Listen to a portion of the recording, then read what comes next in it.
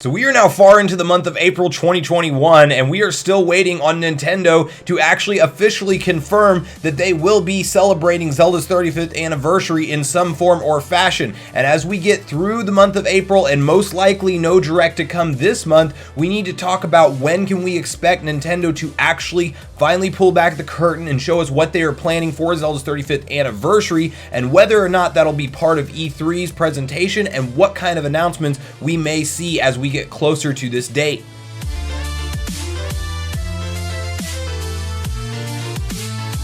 What's up, Nation? If it's your first time on the channel, make sure you join Sunbro Nation by subscribing below, hit the like button on this video if you enjoy it today, and make sure you turn on your bell notification icon so you're kept up to date with all the newest gaming news. Now guys, today I'm excited to talk about, again, Zelda's 35th anniversary and when we may see Nintendo actually go ahead and pull back the curtain and show us what they're planning for this massive celebration that we are expecting for a legendary franchise, which is really only second to Mario, and I think you can maybe argue nowadays that it is about equal footing with kind of what the sales of Breath of the Wild, the original, did. So there is obviously a bunch of big news to come, and while Nintendo has not commented on things very official as of yet, we are now getting into kind of the Super Bowl season, if you will, for gamers, which is E3, and that is when, of course, all of the major different companies come together and actually reveal their plans for the second half of the year or into the next year. Sometimes even 2 years out, we see games announced and unveiled. This is absolutely the biggest showcase of games,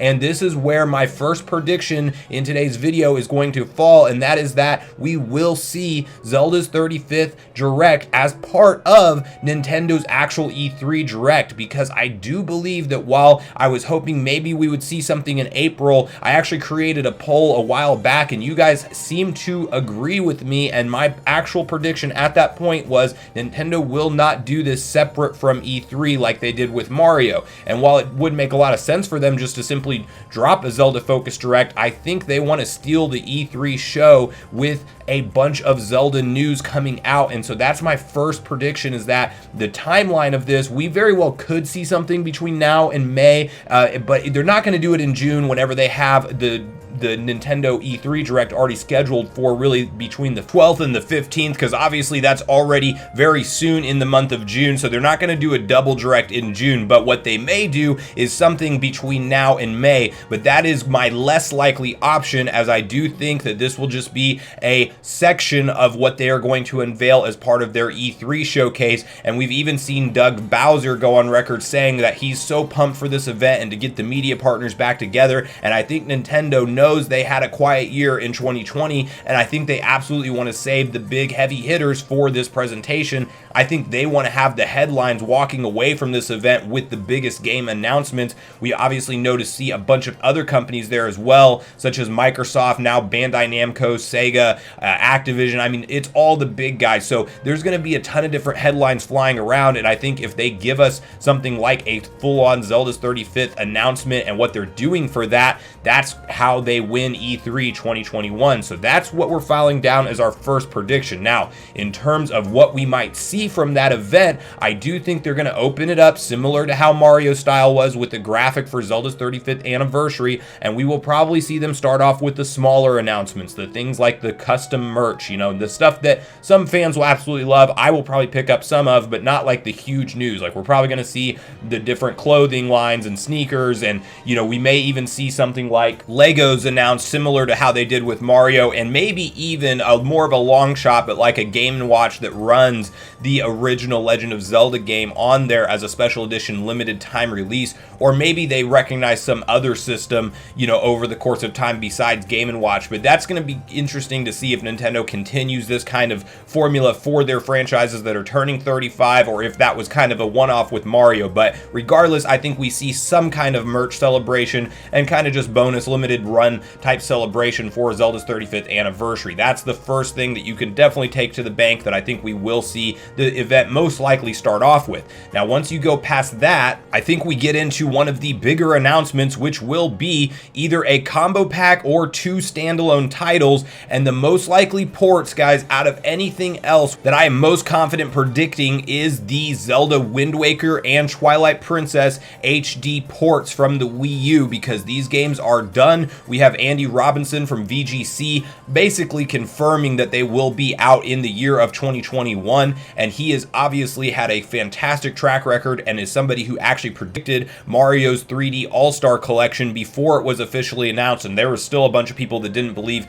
that was happening. So he has the insider hookups in the industry, and he's already tweeted out that this is absolutely going to happen. Now, how we see that come to light, whether it be the combo pack or the standalone releases, remains to be seen. Knowing how Nintendo does port over their Switch titles or their Wii U titles rather to the Switch, I do think we will set our expectations, or at least I will set my expectations for $60 a piece on these games and have them broken up separately. You could argue, because they've already been released on the Wii U, that they should do a combo pack, and that is what I hope they do. However, I could see them staggering out these releases 3 to 6 months apart and giving us Wind Waker first and then Twilight Princess, each at a standalone $60, and these games are huge, massive titles, so I don't think it's out of the characteristics of Nintendo to do that. Now, once we get past that, those big 3D ports that we know to expect, we could get something like a Ocarina of Time or Majora's Mask combo pack, which I do think if they do those games, because they're older on the N64 and just a little bit shorter of adventures than what the Wind Waker and Twilight Princess are, I think that would be the collection that could get into one pack together at $60, as these games were both already remade for the 3DS years back, and they can easily be up-resed and ported over and run on the Switch without too much work, and that's how I would think we will see these games ported over if they're brought over at all. But I do want to be clear, and I don't think that we're getting like every Zelda game on the Switch right now. I think Nintendo breaks this up over the years to come. So if we do get Wind Waker and Twilight Princess HD, I think it is less likely that we also get Ocarina of Time and Majora's Mask, as these are all very huge staple installments in the Zelda 3D franchise. So I think that Nintendo's not going to just flood the market with every single major Zelda title at once. So if we get one combo pack, we're probably not getting the other. That's what I would say for my other prediction, is just that we're not going to see every single Zelda game simultaneously in the 6 to 12 month window come out on the Switch. It's just not how Nintendo does business, and they know they will get diminishing returns if you have literally 6 to 8 different Zelda games on the market at once, because which one are you going to choose? You're probably not going to buy all of them. You probably have between $60 and $120 to spend on those titles as they come out, at least for the average consumer. Some people, like the hardcore fans, I, of course, myself included, I would love Nintendo to release as many Zelda games on the Switch as fast as possible, and I'll happily pay full price for all of them because they are just that nostalgic for me. But not everybody thinks that way, and they have to think about the mass marketing here, especially when they're setting up a huge, finish out to this year, which I'm predicting still Breath of the Wild 2 to come out at some point, and then obviously a Switch revision to be officially announced and come out at some point during this year. So they have a lot of stuff going on, and I don't think they would flood everything Zelda in 2021,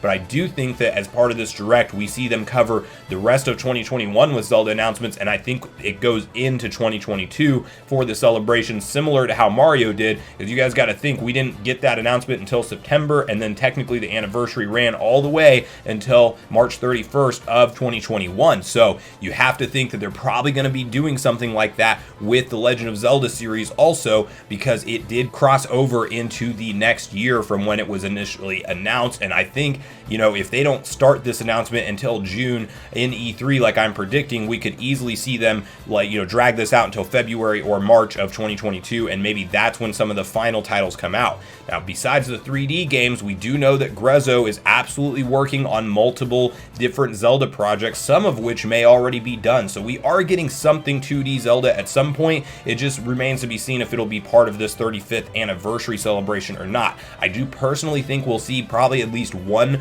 2D Zelda game announced as part of this celebration. So which ones that'll be, it could be the Oracle games remade as a combo pack. It could be a Minish Cap port, which would be fantastic if they redid the graphics on that. I mean, there's a lot of different options in the 2D catalog here. We could even see them do something like a Zelda 1 and 2 combo pack, which would be incredible, but I do think that's a little bit less likely, as those games would require a lot of love, especially the second Zelda game. Really, Zelda 1, you could just give it the Link's Awakening style treatment and it would be fantastic. Zelda Zelda 2 needs a lot of work because they actually did a side-scrolling combat format. It was a totally different type of game, and Nintendo really kind of missed the hardcore fan base with that one, as that's kind of treated as, you know, the least desirable Zelda title out there. So I think it's less likely we see that, more likely for Oracle or Minish Cap, or maybe even they do something with Four Swords, or your Phantom Hourglass and Spirit Tracks just got a trademark renewal as well. So there's obviously a bunch of moving parts here, but these don't all come out at the same time. This is the kind of stuff that we will probably see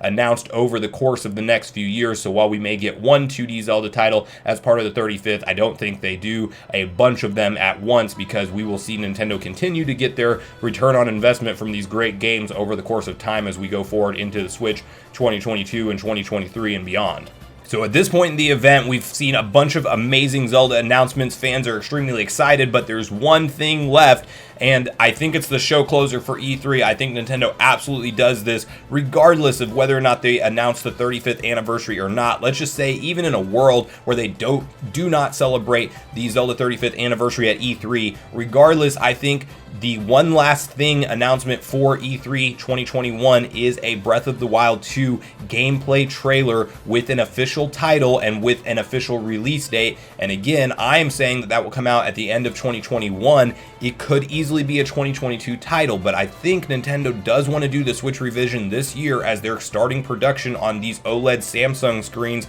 and putting this thing together is for as soon as June, according to Bloomberg and the different reports that are very credible that this thing is real. So I think they want to capitalize on the holiday shopping season of 2021, and they want to launch it along a blockbuster game like Breath of the Wild 2, and probably some other supporting titles like maybe a Mario Kart 9 or a Metroid Prime trilogy, which I'm very much hoping to come to the Switch as well. So I think there's a ton of huge announcements, but if they can prop this game up against Zelda Breath of the Wild 2 and maybe even go as far as giving it a special edition of some sort, that is something that can truly sell units and move not only new Switch users to purchase this for the first time, but you're talking about an entire existing user base that will most likely upgrade their existing Switch to the Pro model in order to get 4K performance out of a massive, amazing, beautiful game like what we're expecting Breath of the Wild 2 to be. So I think that this is how Nintendo closes the show regardless. I don't think we see the Switch Pro announcement yet, but I think we get the title and the date of Breath of the Wild 2, and we know what to expect with that game, and we get a beautiful gameplay trailer, as this was originally a DLC idea, or an overflow of DLC ideas, I should say, from the original Breath of the Wild, and we know it's been in development for quite some time. They're using the same Hyrule, so I think it's closer than what we expect, because they're probably just having to build onto a base game as opposed to start something brand new in a brand new engine with new technology. So I do think this is how Nintendo closes out E3 2021. But at this point in the video, guys, I want to know what your guys' thoughts and predictions are, because obviously there's a ton of exciting stuff to come, but there is a lot of conflicting opinions online as far as what titles we will see and when we will see them announced. So please share with me in your comments down below what games are maybe your top 3 or 4 Zelda games that you really want to see announced, and then what are some of the more long shot ones that you think may get announced but may not. And then also vote in today's community poll, where I will again be asking you if you think that we will see Zelda news before, during, or after E3. And so it'll be kind of fun to look back at our predictions when we finally see this thing come to light, and we can all kind of break it down together and see, you know, how close to being right we were, or if we were very wrong. So that's going to be an exciting back and forth conversation with you guys, so I do look forward to talking with you about that. So make sure you vote in the community poll and leave a comment before you leave the video today. Thanks so much for watching the video today, everyone. I do truly appreciate you all sticking around until the end. I do at this point in the video want to invite you all one more time to join Sunbro Nation if you haven't done so already. Do so by subscribing below. Hit the like button on the way out on this video if you enjoyed it today, and make sure you turn on your bell notification icon so you're kept up to date with all the newest gaming news. That's going to do it for me, guys. I hope you all have a great day. Sunbro Nation, out.